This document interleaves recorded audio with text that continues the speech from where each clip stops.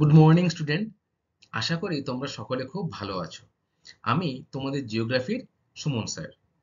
আচ্ছা স্টুডেন্ট, আমরা কিন্তু গত দুটো ক্লাসে এই আফ্রিকা মহাদেশ সম্পর্কে বিস্তারিত জেনেছিলাম। জেনেছিলাম আফ্রিকার ভূপ্রাকৃতিক বৈশিষ্ট্য সম্পর্কে, তাই না? কি কি জেনেছিলাম? জেনেছিলাম সেখানকার ভূমিরূপ কেমন, সেখানকার নদ নদী, সেখানকার জলবায়ু এবং সেখানকার স্বাভাবিক উদ্ভিদ সম্পর্কে, তাই তো? তাহলে বলে ফেলো চট করে আমাকে, আফ্রিকা মহাদেশের সবচেয়ে উঁচু জায়গা বা উচ্চতম শৃঙ্গের নাম কি? Mount Kilimanjaro, very good. আচ্ছা, আহ, মাউন্ট তৈবকল বলে একটা শৃঙ্গ রয়েছে, সেটা কোন পর্বতমালার অন্তর্গত? আটলাস পর্বতমালা, তাই তো? আচ্ছা, ভেরি গুড। আচ্ছা, এবার বলো আমাকে, পৃথিবীর দীর্ঘতম নদীর নাম কি? নীল নদ, ভেরি গুড। আর পৃথিবীর বৃহত্তম মরুভূমির নাম কি? সাহারা মরুভূমি। তাহলে স্টুডেন্ট, এই যে দীর্ঘতম নদী নীল নদ আর এই বৃহত্তম মরুভূমি সাহারা, এটা কিন্তু এই আফ্রিকা মহাদেশে অবস্থান করছে। এই দুটো সম্পর্কে কিন্তু আজকে আমাদের ক্লাস, অর্থাৎ নীল নদ অববাহিকা এবং সাহারা মরুভূমি সম্পর্কে আজকে আমাদের কিন্তু এই ক্লাসটা। আজকে আমরা কি কি জানবো স্টুডেন্ট? আজকে আমরা জানবো নীল নদ অববাহিকা সম্পর্কে, অর্থাৎ নীল নদ কোন কোন অঞ্চলের মধ্যে দিয়ে প্রবাহিত হয়েছে, সেখানকার কৃষিকাজ বা চাষবাস কেমন, বা সেখানকার বা নীলনদ অববাহিকার খনিজ শিল্প কতটা সমৃদ্ধ, সেই সম্পর্কে কিন্তু আমরা জানব। এছাড়া সাহারা মরুভূমি সম্পর্কে কিন্তু আমরা বিভিন্ন তার ভূমিরূপ, এছাড়া সেখানকার জীবিকা মানুষের কি, সেখানে কি কি উদ্ভিদ জন্মায়, সেই সব সম্পর্কে কিন্তু আমরা বিস্তারিত জানব। তাহলে ক্লাস, চলো আজকে শুরু করি আফ্রিকা মহাদেশ সম্পর্কে। তোমাদের ভূগোল বইয়ের দশম অধ্যায়ের আফ্রিকা মহাদেশ, নীলনদ অববাহিকা। আচ্ছা স্টুডেন্ট, আমরা কিন্তু ইতিহাস বইতে পড়ে এসেছি বিভিন্ন প্রাচীন যে সভ্যতাগুলি, সেগুলো কিন্তু নদী কেন্দ্রিক, অর্থাৎ নদীর পাড়েই কিন্তু গড়ে ওঠে, তাই না? তোমরা ইতিহাসে কি কি সভ্যতার নাম জেনেছো, বলো কেউ আমাকে। হরপ্পা সভ্যতা, ভেরি গুড। আর মহেঞ্জোদারো সভ্যতা, তাই তো? আচ্ছা, এই সব সভ্যতাগুলো কিন্তু নদীকে কেন্দ্র করে কিন্তু গড়ে ওঠে, অর্থাৎ নদীকে তারা কিন্তু মায়ের মতো পুজো করে। ঠিক তেমনই আমরা যে উম, নীলনদ অববাহিকা নিয়ে পড়ছি, সেখানেও কিন্তু এই নীলনদের তীরে একটা প্রাচীন সভ্যতা গড়ে উঠেছিল। সেই সভ্যতার নাম কিন্তু মিশরীয় সভ্যতা। তোমরা সকলেই তাহলে জানলে, তাহলে মিশরে কোন সভ্যতা বা এই নীলনদ অববাহিকায় কোন সভ্যতা গড়ে উঠেছিল? মিশরীয় সভ্যতা। এক কথায়, সভ্যতা গড়ে ওঠার জন্য কিন্তু জলের যোগান ভীষণভাবে জরুরি। ঠিক আছে? আচ্ছা, আফ্রিকা মহাদেশের এক অতি গুরুত্বপূর্ণ কিন্তু অঞ্চল এই মিশর দেশ। ঠিক আছে? আর এই মিশর দেশ কিন্তু নীল নদ দ্বারা কিন্তু যথেষ্টভাবে সমৃদ্ধ, অর্থাৎ যদি এই নীল নদটা বা নীল নদটা যদি না থাকতো, তাহলে কিন্তু মিশর সাহারা মরুভূমির অন্তর্গত হয়ে যেত। যেহেতু জল ছিল না, তাহলে কিন্তু সাহারা মরুভূমির অন্তর্গত হয়ে যেত। নীল নদ থাকার ফলে এই অঞ্চলে বা এই মিশরের এই সব অঞ্চলগুলিতে কৃষি, পশুপালন, জলসেচ, জলবিদ্যুৎ, পরিবহন, শিল্প সব দিক দিয়ে কিন্তু উন্নতি সাধন লাভ লাভ করেছে। অর্থাৎ এক কথায় বলতে গেলে নীল নদের কিন্তু দান এই মিশরের ক্ষেত্রে অপরিসীম, নীল নদের দান। তাই মিশরকে কিন্তু নীল নদ সমৃদ্ধ করে তুলেছে। ঠিক আছে? তাই এক কথায় মিশরকে নীল নদের দান বলা হয়। তোমরা কিন্তু এটা খুব ভালো করে মন দিয়ে পড়ে নেবে, পরীক্ষার জন্য কিন্তু খুবই গুরুত্বপূর্ণ। কেন মিশরকে নীল নদের দান বলা হয়? তাহলে নিশ্চয়ই বলতে পারবে আশা করি। কারণ কৃষি, পশুপালন, জলসেচ, পরিবহন, শিল্প সবকিছুই, এক কথায় মিশরের যা কিছুই উন্নতি ঘটেছে তা কিন্তু এই নীল নদের জন্যেই। তাই মিশরকে নীল নদের দান বলা হয়। আশা করি বুঝতে পেরেছো। ঠিক আছে, পরেরটাতে আসি আমরা এবার। দেখো স্টুডেন্ট, নীলনদের প্রবাহ পথ, অর্থাৎ আমরা কিন্তু আগে নদ নদী পড়ে আসার সময় জেনেছিলাম স্টুডেন্ট, যে নীলনদ কিন্তু দুটি ধারার মাধ্যমে, দুটি ধারা যুক্ত হয়ে কিন্তু নীলনদটা সৃষ্টি হয়েছে। কি কি ধারা তোমরাই বলো। Very good. একটা হচ্ছে হোয়াইট নীল আর একটা হচ্ছে ব্লু নীল। দেখো তোমরা ছবিতে, এটা কিন্তু নীলনদ, আর এই একটা ধারা কিন্তু এখান থেকে সৃষ্টি হয়েছে, আর একটা ধারা কিন্তু এখান থেকে সৃষ্টি হয়ে দুটো যুক্ত হয়েছে, তাই তো? তাহলে একটা হচ্ছে হোয়াইট নীল আর একটা হচ্ছে ব্লু নীল। হোয়াইট নীল যেখান থেকে সৃষ্টি হয়েছে সেটা হচ্ছে এরকম জায়গায় বুরুন্ডি মালভূমি এবং ভিক্টোরিয়ার হ্রদ থেকে কিন্তু এই নীলনদটা বা এই হোয়াইট নীলের কিন্তু সৃষ্টি হয়েছে। আর ব্লু নীলের উৎস কোথায়? ব্লু নীলের উৎস স্টুডেন্ট ইথিওপিয়ার উচ্চভূমি, অর্থাৎ এরকম অংশে কিন্তু ইথিওপিয়ার উচ্চভূমিতে কিন্তু এই ব্লু নীলের উৎপত্তি হয়েছে। এই দুটি নদী কিন্তু একসাথে প্রবাহিত হয়ে যখন মিলিত হয়েছে তখন কিন্তু নীল নদের নাম ধারণ করেছে। আচ্ছা, হোয়াইট নীলের উৎস কিন্তু নিরক্ষীয় জলবায়ু অঞ্চল। তাহলে তোমরা আমাকে বলো সেখানে জলবায়ুটা কেমন হবে? নিরক্ষীয় জলবায়ু অঞ্চল কেমন হবে? সারা বছর বৃষ্টি, তাই তো? Very good. আর এই যে ব্লু নীল, এই ব্লু নীল কিন্তু মৌসুমী জলবায়ুর অন্তর্গত, অর্থাৎ এখানে কিন্তু গ্রীষ্মকালীন বৃষ্টি হয়। এবং নীল নদের নিম্ন অংশ, অর্থাৎ নীল নদের কিন্তু এই নিম্ন অংশটায় কিন্তু প্রচুর বন্যা হয়। ফলে নদীর দুই পাড় কিন্তু জল ছাপিয়ে গিয়ে প্রচুর পলি সঞ্চয় হয় এবং উর্বর কৃষিকাজও এর দ্বারা সম্ভব হয়। আমরা সকলেই জানি নদীর তীরবর্তী অঞ্চলে কৃষিকাজ খুব ভালো হয়, তাই তো? আচ্ছা, আমাদের বদ্বীপ অঞ্চল কোথায় দেখা যায় আমাদের পশ্চিমবঙ্গে? বলে ফেলো। সুন্দরবন অঞ্চলে, তাই তো? সুন্দরবন অঞ্চলে কিন্তু এরকম নদীর দুই তীরেও কিন্তু এরকম বন্যা হয় এবং বন্যার ফলে পলি কিন্তু সঞ্চিত হয় এবং কৃষিকাজও খুব ভালো হয়। তাহলে সুন্দরবনে কিন্তু বদ্বীপ সৃষ্টি হয়েছে। এখানে দেখো নীল নদের কিন্তু নিম্ন অংশে বদ্বীপ সৃষ্টি হয়েছে এবং প্রায়শই এখানে কিন্তু বন্যা হয়। আচ্ছা, এবারে দেখো নীলনদ অববাহিকার বিভিন্ন অংশ। দেখো নীলনদ অববাহিকাকে কিন্তু মূলত পাঁচটি ভাগে ভাগ করা যায়। উৎস থেকে তার মোহনা পর্যন্ত অংশকে মূলত পাঁচটি প্রধান ভাগে ভাগ করা যায়। কি কি ভাগ? নদীর উৎস অংশ, অর্থাৎ নদী যেখানে সৃষ্টি হচ্ছে, তারপর নদীর উচ্চ প্রবাহ অর্থাৎ অববাহিকার উচ্চ অংশ, মধ্য অববাহিকা, অববাহিকার নিম্ন অংশ এবং সবার শেষে রয়েছে কিন্তু বদ্বীপ অঞ্চল। চলো তাহলে দেখে নেই প্রথম থেকে কোন কোন অংশে কোন কোন অঞ্চল কোথায় কোথায় সৃষ্টি হয়েছে। দেখো, নদীর উৎস অঞ্চল তানজেনিয়া দেশের বুরুন্ডি মালভূমি অঞ্চল, অর্থাৎ এরকম জায়গায়। ঠিক আছে, এই যে ব্লু নীল আর হোয়াইট নীল, তানজানিয়া দেশের বুরুন্ডি মালভূমি অঞ্চলে কিন্তু নদীর উৎস হচ্ছে। এরপরে অববাহিকার উচ্চ অংশ ভিক্টোরিয়া হ্রদ থেকে কিন্তু সুদানের মালাকল শহর অবধি এর উচ্চ অংশ, অর্থাৎ এখান থেকে এই যে মালাকল শহর তোমরা দেখতে পাচ্ছ এইটুকু অংশটা কিন্তু নদীর উচ্চ অংশ। আচ্ছা, এরপরে মাঝের অংশটা কোথায়? এই মালাকাল থেকে খার্তুম শহর, অর্থাৎ যে শহরের কাছে কিন্তু নীলনদ দুটি ধারা মিলিত হয়েছে, নীলনদের দুটি ধারা মিলিত হয়েছে, সেই খার্তুম শহর অবধি কিন্তু রয়েছে নদীর মধ্য অববাহিকা। এরপরে আহ, অববাহিকার নিম্ন অংশ কিন্তু আসোয়ান বাঁধ থেকে কায়রো অবধি, অর্থাৎ এই যে আসোয়ান বাঁধ এখানে রয়েছে, এখান থেকে কিন্তু এই যে কায়রো শহর, এই কায়রো শহর অবধি কিন্তু এর নিম্ন অংশ। আর একদম শেষে আসছে বদ্বীপ অঞ্চল, অর্থাৎ নীলনদ যে ভূমধ্যসাগরে মিশেছে সেই অংশটাই কিন্তু অনেক বদ্বীপ সৃষ্টি হয়েছে। সেই অঞ্চলটাকে আমরা কি বলছি? বদ্বীপ অঞ্চল। অর্থাৎ এই যে অংশটা এটা কিন্তু নীলনদের বদ্বীপ অঞ্চল। তাহলে নীলনদ সৃষ্টি হয়েছে কোথায়? পুরুন্ডি মালভূমি থেকে। এবং নীলনদ কোথায় গিয়ে শেষ হয়েছে বা পতিত হয়েছে কোথায়?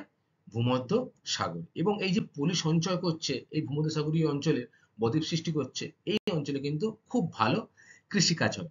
এখানে ধান গম কিন্তু খুব ভালো হয়।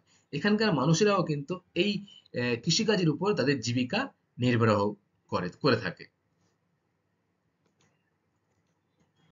কৃষিকাজ, দেখো নতুন যে পলি সঞ্চয় হলো নদীর বা বদ্বীপ অঞ্চলে, সেই বদ্বীপ অঞ্চলে কিন্তু মাটিতে গম বার্লি ধান আখ মিলেট প্রভৃতি কিন্তু খুব ভালো চাষ হয়।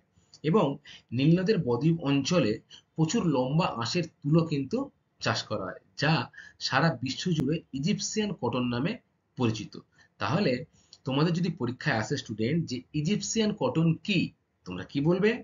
যে নীলনদের বদ্বীপ অঞ্চলে প্রচুর লম্বা আঁশের তুলো চাষ করা হয়, যা সারা বিশ্বে ইজিপসিয়ান কটন নামে কিন্তু পরিচিত। ঠিক আছে। দেখো এই যে বন্যা হলো তার ফলে কিন্তু পলি সঞ্চয় হচ্ছে ঠিকই, উর্বর কৃষি জমিও হচ্ছে ঠিকই, কিন্তু সাথে সাথে কিন্তু প্রচুর ঘরবাড়ি ধ্বংস হয়ে যাচ্ছে, চাষের জমি ফসল নষ্ট হচ্ছে, গরু ছাগল এমনকি মানুষেরও মৃত্যু হয়। ঠিক আছে, সর্বোপরি এই নিম্ন অববাহিকায় বন্যার ফলে কিন্তু সম্পত্তিও নষ্ট হয়। এবারে দেখো এই যে নিম্ন অববাহিকা আমরা ভাগগুলো পড়লাম, কি কি ভাগ পড়েছিলাম বলো? হ্যাঁ, উচ্চ অববাহিকা, মধ্য অববাহিকা, উৎস, নিম্ন অববাহিকা আর বদ্বীপ অঞ্চল। তাহলে কোন কোন অংশে কি কি ফসল ভালো হয় সেটা একটু আমরা দেখে নিই, চলো। দেখো নদীর উচ্চ অববাহিকায় কি কি ফসল ভালো হচ্ছে? কফি, কলা, তামাক ইত্যাদি চাষ কিন্তু নদীর উচ্চ অববাহিকায় ভালো হচ্ছে। আচ্ছা, এরপরে মধ্য অববাহিকা, খার্তুম শহরের কাছাকাছি যে অঞ্চলটা সেখানে গম, খেজুর, জোয়ার, চীনাবাদাম ইত্যাদি কিন্তু চাষ হচ্ছে। আর নিম্ন অববাহিকায় জলপাই, যব, ভুট্টা ইত্যাদিও চাষ হচ্ছে। বদ্বীপ অঞ্চলে যেহেতু পলিমাটি রয়েছে তাই ধান, গম, তুলোও কিন্তু খুব ভালো চাষ হয়। তাহলে আমরা কি জানলাম? জানলাম যে নীল অববাহিকার কি কি ফসল উৎপন্ন হয়।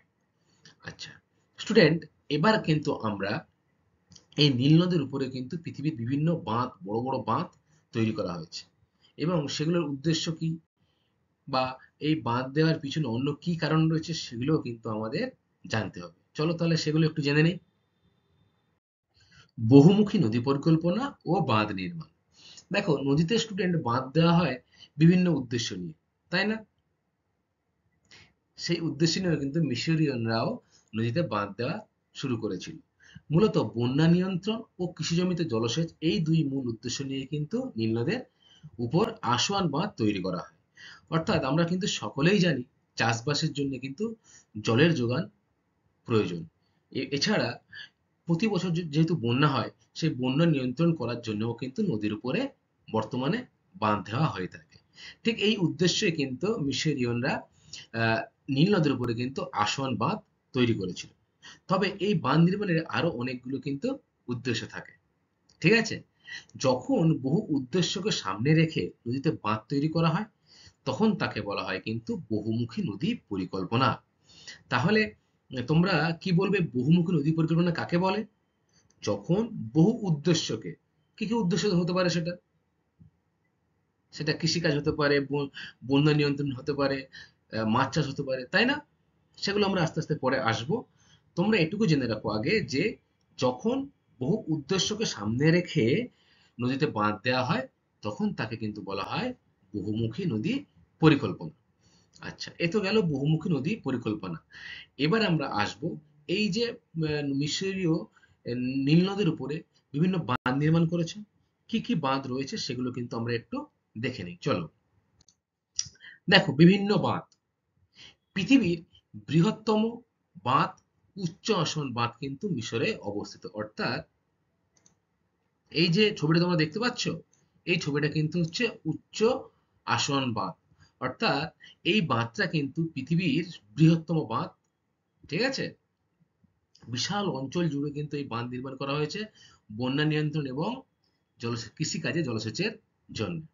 এছাড়া আর কি কি বাঁধ রয়েছে? দেখো ব্লু নীলের উপর তৈরি হয়েছে জেবেল ও আউলিয়া বাঁধ।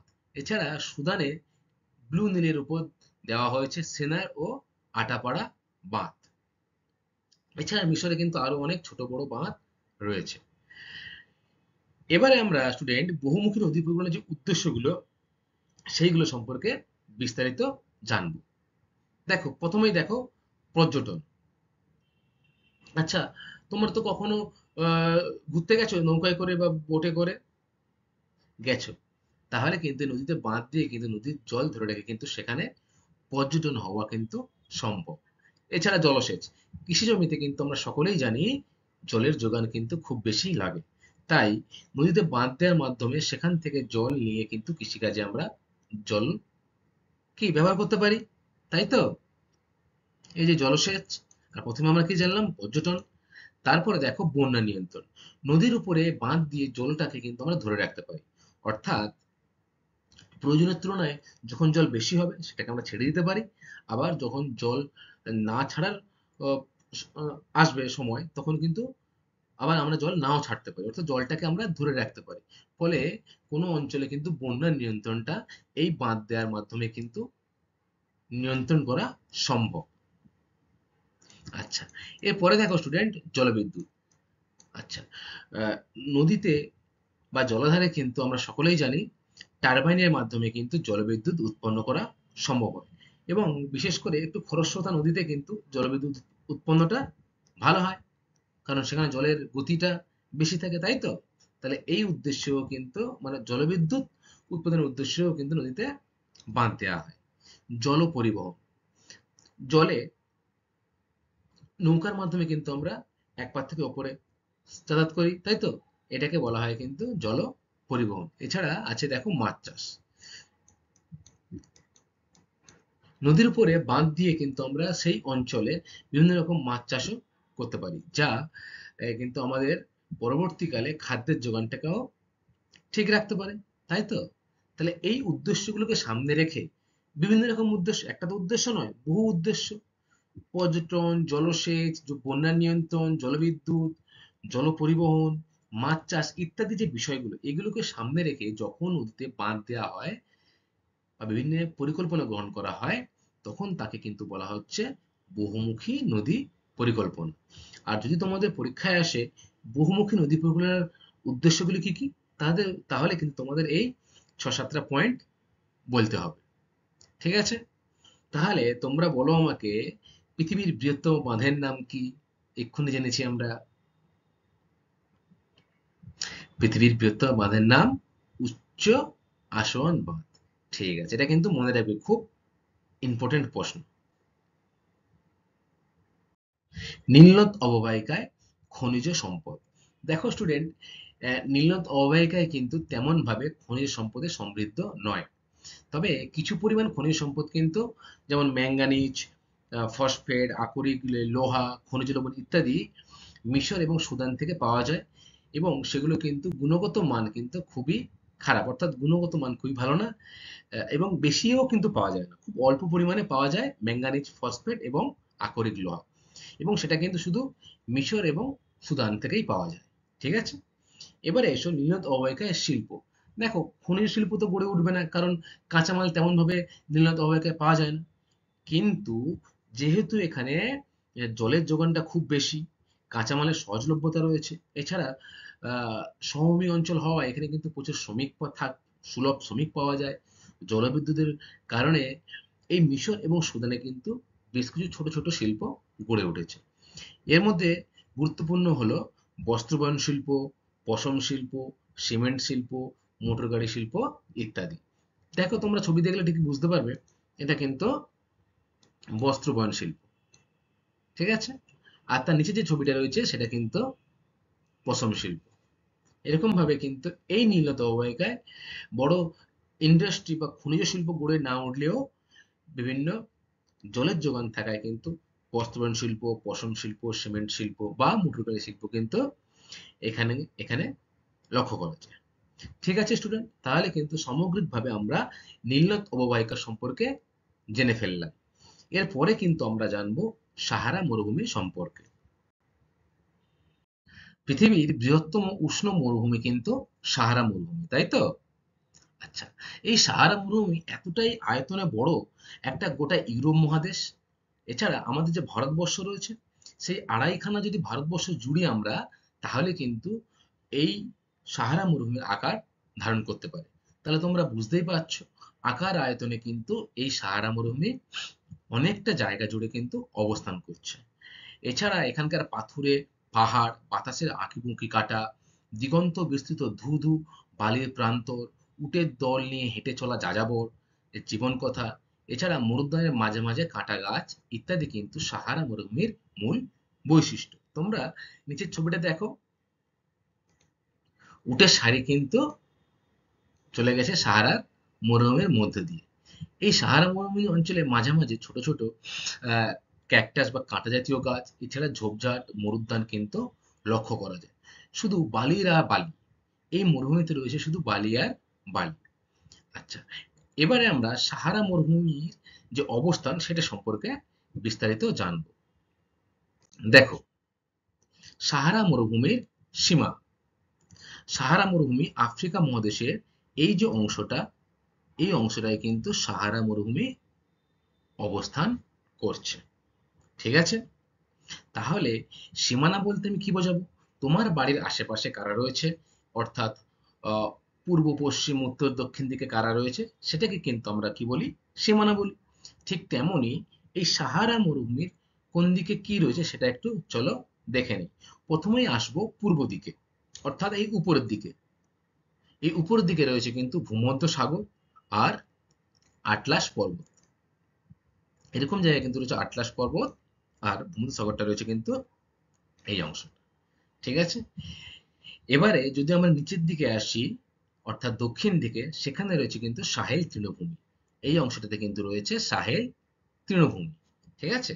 পূর্ব দিকে রয়েছে লোহিত সাগর। এই যে সাগরটা, এটা কিন্তু লোহিত সাগর। তাহলে পূর্বে রয়েছে লোহিত সাগর এবং পশ্চিমে রয়েছে আটলান্টিক মহাসাগর। এই যে অংশটা, এটা কিন্তু সমগ্র অংশটা কিন্তু আটলান্টিক মহাসাগরের মধ্যে পড়ছে। তাহলে আমরা কি জানলাম? সীমানা সম্পর্কে জানলাম। তাহলে তোমরাই বলো, সাহারা মরুভূমির পূর্ব দিকে কি রয়েছে? ভূমধ্যসাগর আর আটলাস পর্বত। আচ্ছা, পূর্ব দিকে কি রয়েছে? লোহিত সাগর। আচ্ছা, পশ্চিম দিকে কি রয়েছে বলে ফেলো? আটলান্টিক মহাসাগর। আর একেবারে দক্ষিণ দিকে অর্থাৎ নিচের দিকে কিন্তু রয়েছে সাহেল তৃণভূমি। সাহারা ভূমিরূপ। আচ্ছা, প্রথমে কিন্তু স্টুডেন্ট আমাদের জানতে হবে, এই যে সাহারা মরুভূমি, এটা কিন্তু একটা মালভূমির অংশবিশেষ। ঠিক আছে? উচ্চতা এবং বৈশিষ্ট্য অনুযায়ী সাহারা মালভূমি কিন্তু বা সাহারা মরুভূমি কিন্তু একটি মালভূমি অঞ্চল। প্রাচীন শিলা দ্বারা কিন্তু এই অঞ্চল গঠিত ছিল এবং বহুদিন ধরে ক্ষয় পাওয়ার পরে কিন্তু অপেক্ষাকৃত নিচু হয়ে কিন্তু অবস্থান করছে এই সাহারা মরুভূমি। আচ্ছা, এই অঞ্চলের মধ্যে অবস্থিত আহাগ্গার ও টিবেস্টি দুটো মালভূমি রয়েছে। যে মালভূমিটির উচ্চতা কিন্তু এই সমগ্র অঞ্চলের মধ্যে একটু বেশি। ঠিক আছে? বাতাস কিন্তু খুব দ্রুত গতিতে এখানে প্রবাহিত হয়। ফলে বাতাস দ্রুত গতিতে প্রবাহিত হচ্ছে এবং পাথরের গায়ে কিন্তু ধাক্কা খাচ্ছে। ধাক্কা খেয়ে কিন্তু নানা রকম নকশা তৈরি করে। দেখো, ভূমিরূপ। সাহারা মূলত ৪ রকমের ভূমিরূপ লক্ষ্য করা যায়। কি কি? আর্ক দেখা যায়, হামাদা দেখা যায়, ওয়াদি আর রেক। এই ৪টি সম্পর্কে কিন্তু আমাদের বিস্তারিত জানতে হবে।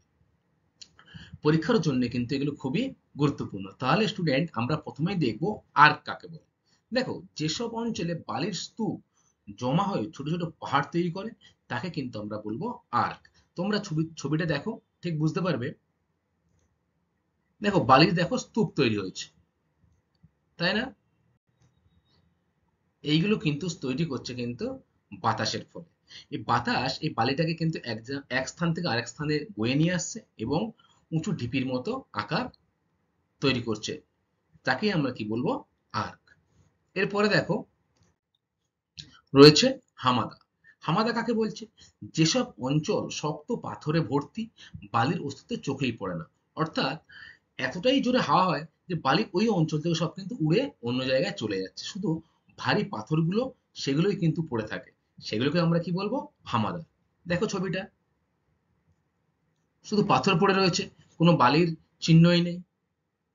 বুঝতে পেরেছো? তাহলে হামাদা কাকে বলবো? যেসব অঞ্চলে শক্ত পাথরে ভর্তি, বালির অস্তিত্ব চোখেই পড়ে না, তাকে আমরা কি বলবো? হামাদা। আচ্ছা, এরপরে আসছে ৩ নম্বর, যেটা ওয়াদি।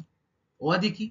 দেখো, সাহারায় বেশিরভাগ নদীগুলো কিন্তু আটলাস পর্বত এবং মধ্যভাগের উচ্চভূমি থেকে সৃষ্টি হয়েছে।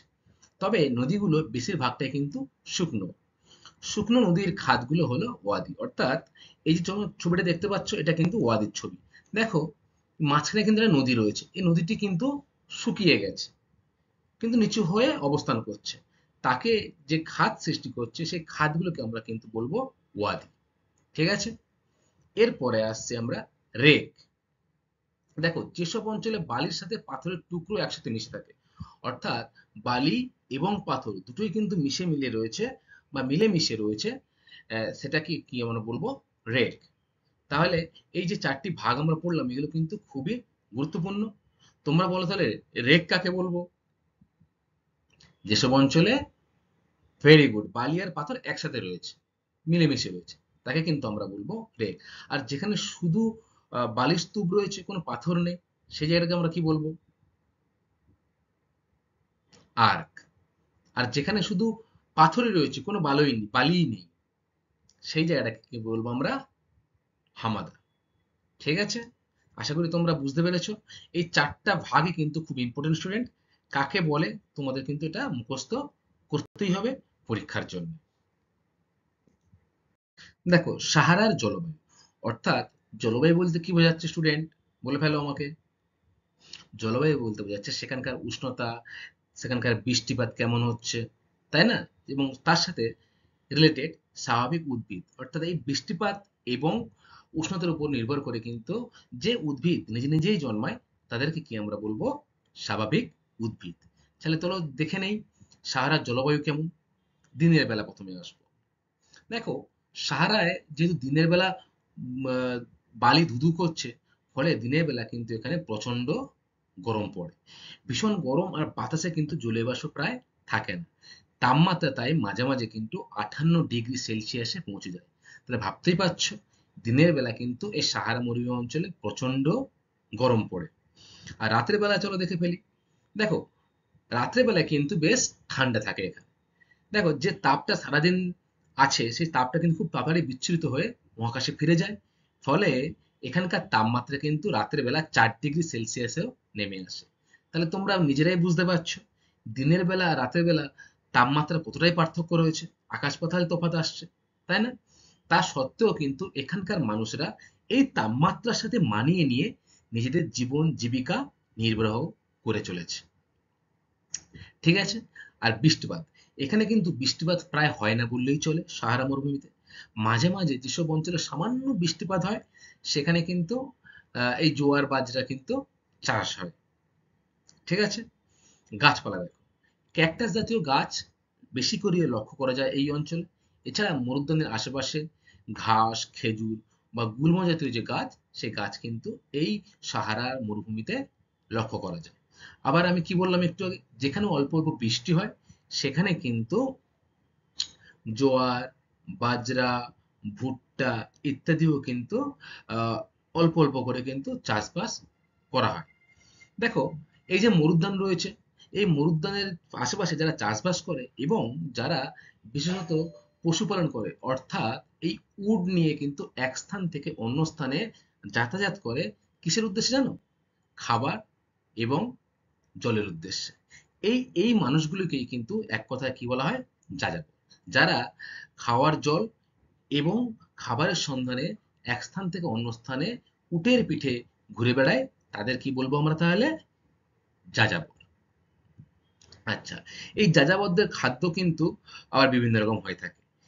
এদের প্রধান খাদ্য পশুর দুধ আর হচ্ছে পশুর মাংস। এরা উটের সারি করে তো নিয়ে যায়, সাথে সাথে কিন্তু ছাগল, ভেড়া ইত্যাদিও কিন্তু নিয়ে ঘুরে বেড়ায়। পশুর মাংস সেটা খায় এবং পশুর দুধ এটাও কিন্তু এদের প্রধান খাদ্য। আচ্ছা, এটা গেল সাহারার জলবায়ু এবং স্বাভাবিক উদ্ভিদ। এবারে আসবো আমরা স্টুডেন্ট সাহারার সম্পদ। দেখো, খনিজ তেল এবং প্রাকৃতিক গ্যাস কিন্তু এখানে এই সাহারা মরুভূমিতে কিছু কিছু অংশে পাওয়া যায়। তবে লিবিয়াতে আর আলজেরিয়াতে এই দুটো দেশে কিন্তু সব থেকে বেশি খনিজ সম্পদ পাওয়া যায়। এছাড়া লবণ, কয়লা, আকরিক লোহা বা কিছু কিছু স্থানে কিন্তু ম্যাঙ্গানিজ ও অল্প অল্প পাওয়া যায়। তবে সবথেকে গুরুত্বপূর্ণ বিষয় হচ্ছে স্টুডেন্ট, যেহেতু মরুভূমি অঞ্চল, দিনের বেলা প্রচন্ড গরম পড়ে, তাই এই যে খনিজ সম্পদগুলো আহরণ করা এটা কিন্তু সত্যি খুব কষ্টকর বিষয়। অর্থাৎ এতটাই গরম পড়ে যে সেখানে মানুষ তার শ্রমটা দিতে পারে না। ফলে খনিজ তেল বা প্রাকৃতিক গ্যাস আহরণ করাটা কিন্তু যথেষ্ট কষ্টসাধ্য। দেখো, সাহারার কয়েকটি কিন্তু বিশেষ নাম রয়েছে, সেগুলো কিন্তু আমাদের একটু জেনে নিতে হবে। প্রথমে আসবো আমরা খামসিন সম্পর্কে। আচ্ছা স্টুডেন্ট, আমরা কিন্তু গরমকালে এক ধরনের বাতাস কিন্তু আমাদের ভারতবর্ষের উত্তর এবং পূর্ব অঞ্চলে কিন্তু লক্ষ্য করা যায় গরমকালে দিনের বেলায়। সে বাতাসটার নাম কেউ কি বলতে পারবে? ভেরি গুড, লু। তাই না? খুব গরম বাতাস দিনের বেলা বয়ে চলে। ঠিক তেমনই কিন্তু এই গরমকালে সাহারা মরুভূমি থেকে এক প্রকার গরম আর শুষ্ক বাতাস কিন্তু বয়ে যায়। স্থানীয় ভাষায় এর নাম হচ্ছে খামসিন। তাহলে খামসিন কাকে বলে? খুবই ইম্পর্টেন্ট কোশ্চেন। গরমকালে সাহারা মরুভূমি থেকে এক প্রকার গরম আর শুকনো বাতাস কিন্তু বয়ে যায়। স্থানীয় ভাষায় একে বলা হয় খামসিন। আচ্ছা, এই যে খামসিন, এটা কিন্তু বিভিন্ন অঞ্চলে বিভিন্ন নাম ধারণ করেছে। যেমন গিনি উপকূলে এই একই বাতাস, এই গরম ও শুষ্ক বাতাস কিন্তু গিনি উপকূলেও লক্ষ্য করা যায়। তবে তার নাম কিন্তু খামসিন নয়। খামসিনকে তখন এই অঞ্চলে হারমাটান নামে ডাকা হয়। তাহলে তোমাদের যদি পরীক্ষায় কোশ্চেন আসে গিনি উপকূল অঞ্চলে খামসিনকে কি নামে ডাকা হয়, তোমরা কি বলবে? হার মাটান। Very good.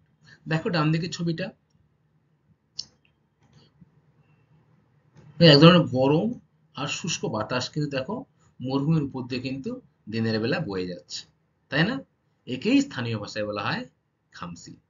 আচ্ছা, এরপরে দেখো সাইমুম। ঠিক একই রকম গরমকালে কিন্তু দিনের বেলায় কখনো কখনো প্রবল বালির ঝড় হতে দেখা যায়। অর্থাৎ গরম ও শুষ্ক বাতাস তো বয়, এর সাথে কিন্তু আরো জোরে বাতাসটা হলে বালির ঝড় লক্ষ্য করা যায়। তাহলে কি বলবে তোমরা? গরমকালে দিনের বেলায় কখনো কখনো প্রবল বালির ঝড় হতে দেখা যায়, তাকে স্থানীয় ভাষা বলা হয় কি? সাইমুম। আচ্ছা, এই দেখো চিত্রটা, ঝড় হচ্ছে, বালির ঝড় হচ্ছে, তাই না? তাহলে সাহারা মরুভূমি অঞ্চলে কিন্তু তোমরা একটা জিনিস বোঝার চেষ্টা করো। সাহারা মরুভূমি অঞ্চলে কিন্তু যখন খুব জোরে বাতাস বয়, সেই বাতাস কিন্তু পাথরের গায়ে ধাক্কা খেয়ে কিন্তু বিভিন্ন রকম আকার ধারণ করে পাথরের, তাই না? আচ্ছা, এরপরে দেখো ক্যারাভান কাকে বলে। খুবই ইম্পর্টেন্ট একটা কোশ্চেন। ক্যারাভান কাকে বলে? উট যখন সাহারা মরুভূমির অধিবাসীদের যাতায়াতের প্রধান মাধ্যম, এটা কিন্তু আমরা জেনেছিলাম, তাই না? সাহারায় যারা যাতায়াত করে মরুভূমির উপর দিয়ে, তাদের প্রধান মাধ্যম কিন্তু উট। হুম। আর এই মরুভূমিতে যখন উটের দল সারিভাবে বা লম্বাভাবে পরপর চলে যাবে, তখন তাকে কিন্তু আমরা বলবো ক্যারাভান। অর্থাৎ মরুভূমিতে দল বেঁধে উট চলাকে কিন্তু বলা হয় ক্যারাভান। আশা করি বুঝতে পেরেছো। আচ্ছা, তাহলে তোমরা আমাকে বলো যাযাবর কাকে বলে? সাহারা মরুভূমি যাযাবর কাদের বলা হয়? Very good.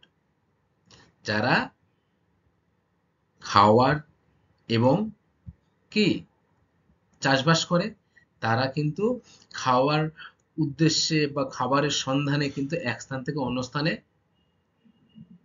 উটের উপর চলে গিয়ে কিন্তু সন্ধান করে বা জায়গা পরিবর্তন করে, তাদের কিন্তু কি বলা হয়? যাযাবর। আচ্ছা, সময়ের সাথে সাথে সার, অর্থাৎ সময়ের সাথে সাথে কিন্তু স্টুডেন্ট সমস্ত কিছুর ধীরে ধীরে পরিবর্তন হয়ে থাকে, তাই না? তোমরাই বলো, আগে ছিল কাঁচা রাস্তা, এখন হয়েছে পাকা রাস্তা।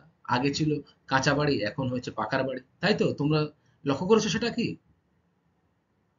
লক্ষ্য করেছো। তাহলে ঠিক একইভাবে কিন্তু সাহারাতেও কিন্তু দিনের পর দিন উন্নতি লাভ করেছে এবং সেটা ধীরে ধীরে পাল্টাচ্ছে। দেখো, অত্যন্ত চওড়া পাকা রাস্তা তৈরি করা হয়েছে বর্তমানে, এবং উঁচু বাড়ি এবং মসজিদও কিন্তু এই সাহারা মরুভূমি অঞ্চলে তৈরি হয়েছে। আগে কিন্তু এই সাহারা মরুভূমি অঞ্চলের স্টুডেন্ট উটের মাধ্যমে কিন্তু যাতায়াত বা উটের মাধ্যমে কিন্তু ব্যবসা বাণিজ্য চলতো। কিন্তু বর্তমানে বড় বড় পাকা রাস্তা তৈরি করার ফলে এই সাহারা মরুভূমির মধ্যে দিয়েই কিন্তু ট্রাকের দ্বারা কিন্তু ব্যবসা বাণিজ্য করা হয়ে থাকে। এছাড়া সাহারায় যারা পর্যটন করতে আসে বা যারা বিদেশ থেকে পর্যটন সেই অঞ্চলের সৌন্দর্য দেখতে যায়, তাদের কিন্তু সাহারা অঞ্চলে বিশেষ এক ধরনের জাতি রয়েছে, তারা কিন্তু পর্যটকদের ভ্রমণ নির্দেশক হিসেবে কাজ করে। অর্থাৎ পর্যটকদের নিয়ে গিয়ে তারা কিন্তু বিভিন্ন স্থান পরিদর্শন করায়। সেই জাতিটা কিন্তু হচ্ছে তুয়ারেগ জাতি। তোমরা মনে রাখবে, এটা পরীক্ষার জন্যও কিন্তু খুব গুরুত্বপূর্ণ। পরীক্ষায় কি আসতে পারে কোশ্চেন? আসতে পারে যে আহ পর্যটকদের ভ্রমণ নির্দেশক হিসেবে কাজ করে কোন জাতি? উত্তর কি হবে? তুয়ারেগ জাতির মানুষেরা ভ্রমণ নির্দেশক হিসেবে কাজ করে। দেখো, এই অঞ্চলে কিন্তু সাহারায় প্রচুর যাযাবর মানুষেরা থাকতো, তাই তো? থাকতো তো? তাহলে এই যাযাবররা কিন্তু দিনের পর দিন তাদের যে কাজ সেটা চেঞ্জ করছে। কিভাবে চেঞ্জ করছে? সেখানে যে খনিজ তেল বা প্রাকৃতিক গ্যাস উত্তোলক কেন্দ্রগুলো তৈরি হয়েছে সেখানে কিন্তু তারা কাজ করছে, এবং পাকাপাকিভাবে কিন্তু তারা যাযাবর বা এক স্থান থেকে অন্য স্থানে না গিয়ে তারা কিন্তু পাকাপাকিভাবে একটা শহরে বসবাস স্থাপন করছে, এবং ধীরে ধীরে এই অঞ্চলটা এবং তাদের নিজেদের জীবন এবং জীবিকাও কিন্তু দিনের পর দিন উন্নতি লাভ করছে। তাহলে তোমরা বুঝতেই পারছো পুরাতন সাহারার সাথে বর্তমান সাহারার কিন্তু অনেকটা কি অমিল রয়েছে। ধীরে ধীরে বা সময়ের সাথে সাথে কিন্তু সাহারা মরুভূমির পরিবর্তন হচ্ছে, সেখানকার মানুষ, তাদের জীবিকা এবং তাদের বাসস্থানও কিন্তু ধীরে ধীরে পরিবর্তন হচ্ছে। যেমন আগে তারা ছিল যাযাবর, এক স্থান থেকে অন্য স্থানে ঘুরে বেড়াতো, কিন্তু বর্তমানে বিভিন্ন কলকারখানা, খনিজ উত্তোলক কেন্দ্র বা প্রাকৃতিক গ্যাস উত্তোলক কেন্দ্র এই অঞ্চলগুলোতে কিন্তু তারা কাজবাজ করছে এবং স্থায়ীভাবেই শহরে বসবাস করছে। বিশ্ব উষ্ণায়ন ও সাহার। আচ্ছা, বিশ্ব উষ্ণায়ন মানে কি? যে পৃথিবী ক্রমশ কিন্তু বা পৃথিবী কিন্তু ধীরে ধীরে কিন্তু উষ্ণ হচ্ছে, তাই তো? আর এই পৃথিবী উষ্ণ হওয়ার সাথে সাথে কিন্তু সাহারা মরুভূমিরও কিন্তু পরিবর্তন হচ্ছে। তাহলে তোমাদের মনে প্রশ্ন আসতেই পারে, যেহেতু বিশ্ব উষ্ণায়ন মানে হচ্ছে পৃথিবী ধীরে ধীরে উষ্ণ হচ্ছে, তাহলে সাহারা মরুভূমির অংশও কিন্তু ধীরে ধীরে, যেহেতু সাহারা মরুভূমি কিন্তু উষ্ণ অঞ্চল, গরম, ধীরে ধীরে কিন্তু আরো গরমটা বাড়ছে, তাই তো? এবং সাহারা মরুভূমি তার যে আশেপাশের অঞ্চল ধীরে ধীরে বিস্তার লাভ করছে। আশেপাশে যে সবুজ অরণ্য সেগুলো কিন্তু সাহারা দিনের পর দিন গ্রাস করছে, তাই তো? তোমাদের এটা মনে হতেই পারে, কিন্তু এটা কি আদৌ সত্যি? তা কিন্তু ঠিক নয়। দেখো, সাহারা মরুভূমিতে কিন্তু পাথরের উপরে কিছু উদ্ভিদ এবং জলজ প্রাণীর জীবাশ্ম পাওয়া গেছে, এবং তা থেকে আমরা কি বুঝতে পারি? তা থেকে কিন্তু আমরা বুঝতে পারি কোনো একটা সময় কিন্তু সাহারা কিন্তু বৃষ্টিবহুল অঞ্চল ছিল, অর্থাৎ সেখানে কিন্তু সবুজ ঘাস, বড় বড় সবুজ উদ্ভিদ, গাছপালা কিন্তু জন্মাতো, তাই তো? বৃষ্টি হলে জন্মানো স্বাভাবিক। তাহলে কি করে সেই জায়গা, অর্থাৎ কি করে সেই জায়গাটা কিন্তু দিনের পর দিন মরুভূমিতে পরিণত হলো? এটা আমাদের সকলের মনে হতেই পারে, যেহেতু সাহারায় আগে প্রচন্ড বৃষ্টি হতো, জীবাশ্ম পাওয়া গেছে, তাহলে কি করে এই জায়গাটা মরুভূমিতে পরিণত হলো? আমাদের মনে প্রশ্ন আসতেই পারে, তাই না? দেখো, এই যে পরিবর্তনটা হয়েছে তার পরিবর্তনের প্রধান কারণ হচ্ছে জলবায়ুগত পরিবর্তন। অর্থাৎ জলবায়ুগত পরিবর্তনের ফলেই কিন্তু সাহারার যে ঘন সবুজ গাছপালা ছিল সেগুলো ধীরে ধীরে শুষ্ক বৃষ্টিহীন অঞ্চলে পরিণত হয়েছে। দেখো, বৃষ্টি যেহেতু কম হয়, বা যে অঞ্চলে বৃষ্টি 25 সেমির কম হবে সেই অঞ্চলে কিন্তু মরুভূমির সৃষ্টি হবে, তাই তো? এবং সেখানে আহ, ঝোপঝাড় এবং কাঁটা জাতীয় উদ্ভিদ কিন্তু জন্মাবে, তাই না? আচ্ছা, সাহারা মরুভূমিতে কিন্তু আবার বৃষ্টি দিনের পর দিন বাড়ছে, সবুজও বাড়ছে। তাহলে এটা ঠিক ভালো দিক। দিনের পর দিন যেহেতু বৃষ্টিও বাড়ছে সেহেতু সবুজ উদ্ভিদও বাড়ছে, তাই না? এবং এটা কিন্তু আমাদের সমগ্র পৃথিবীবাসীর জন্য খুবই একটা ভালো সংবাদ, তাই না? জলবায়ু পরিবর্তন সাহারাকে হয়তো ভবিষ্যতে করে তুলবে শস্য শ্যামল, অর্থাৎ দিনের পর দিন যদি জলবায়ুগত পরিবর্তনের ফলে সাহারা আগে বৃষ্টি ছিল, এখন কিন্তু মরুভূমিতে পরিণত হয়েছে। আবার এখন কিন্তু বর্তমানে ধীরে ধীরে সাহারাতে বৃষ্টিপাত বাড়ছে এবং সবুজ উদ্ভিদও বাড়ছে। ফলে ধীরে ধীরে সাহারার এই যে ভবিষ্যৎ সেটা কিন্তু আবার শস্য শ্যামলা হয়ে উঠবে, অর্থাৎ সবুজে সবুজে কিন্তু সাহারা মরুভূমি কিন্তু আবার তার পুরনো দিনে কিন্তু ফিরে আসবে। এটাই সকলের আমাদের আশা করা উচিত, বা এটা হলেই আমাদের সকল পৃথিবীবাসীর জন্য খুবই মঙ্গল, তাই না? আচ্ছা স্টুডেন্ট, তাহলে কিন্তু আমরা সামগ্রিকভাবে এই সাহারা মরুভূমি অঞ্চলের সমস্ত বিষয় জেনে ফেলেছি তোমাদের সিলেবাস অনুযায়ী। এবারে আমি কিছু গুরুত্বপূর্ণ কোশ্চেন আমি তোমাদের জন্য রেডি করেছি, যেগুলো পরীক্ষায় কিন্তু খুবই আসে, তাই তোমরা কিন্তু এগুলো একটু মন দিয়ে শোনো বা খাতায় নোট ডাউনও করে নিতে পারো। কিছু গুরুত্বপূর্ণ প্রশ্ন তোমাদের জন্য রেডি করেছি, তোমরা একটু মন দিয়ে দেখো। দেখো, 1 নম্বর প্রশ্ন, মিশরকে কেন নীল নদের দান বলা হয়? বলে ফেলো, সবাই জানো আশা করি।